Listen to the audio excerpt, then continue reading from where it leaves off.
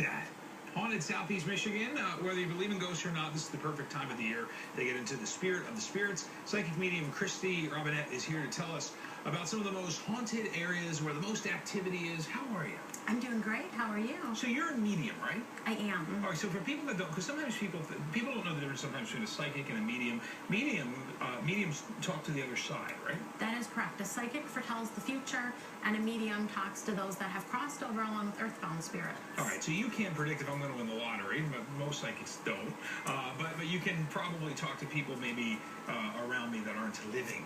Exactly. Mm-hmm. Exactly. And what they do is they're around us all the time. Mm-hmm. Not in the bedroom or the bathroom, typically though. Why do they stay out of those areas? They have a sense of ethics. Really? At least most of them. I have had an encounter with a spirit in the shower, but he was that type of a gentleman or non-gentleman. Listen, if you were perverted in the living, you're going to be perverted in the dead. Exactly. So let me ask you a question. Tell me about your story. How did you know, and at what age did you realize you were communicating with people that are no longer living? I was 3 years old, and my great-grandmother, who I had never known, came to me in spirit and told me that my grandmother was going to pass away and I needed to tell my mom to prepare her. Wow. And there's no buffer at 3, so I pretty much said, Mom, Grandma's going to die, and I got a spanking. Wow. So what happened from there? I mean, how often did that happen? All the time. All the time. And I went into the spook closet, literally and figuratively, because I considered it a curse. I grew up in an extremely religious household, and they decided that at the age of 4 that they would put me in parochial school to try to give me a little bit of Christianity, and maybe that my imaginary friends were just the creativity that I needed to express. So when you...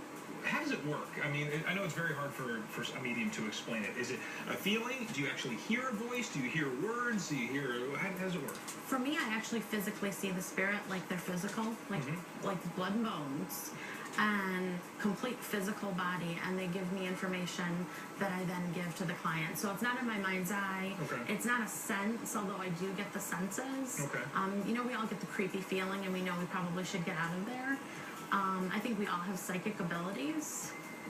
Well, let's talk about your event tonight, because this is kind of fun. You do this in Plymouth, right? This is at the Plymouth Historical Society, the museum there in downtown Plymouth, and it is haunted. All right.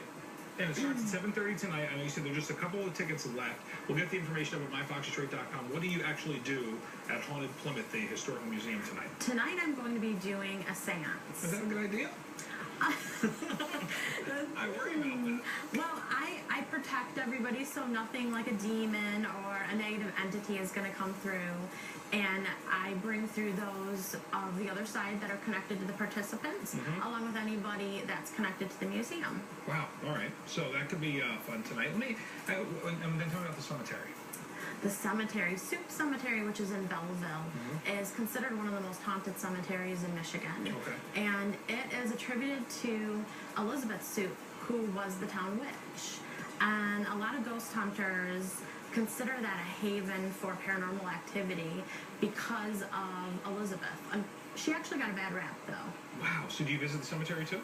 Not tonight. Not tonight, but Not you tonight. have. Yes. Obviously, so there it is. So we're looking at it right now in Belleville. Yes. All right. So for more information, you can log on to myfoxdetroit.com. Last question for you. I always wonder, when you're at the store and you're by the board games and you see the Ouija board. I mean, does it? Bad idea.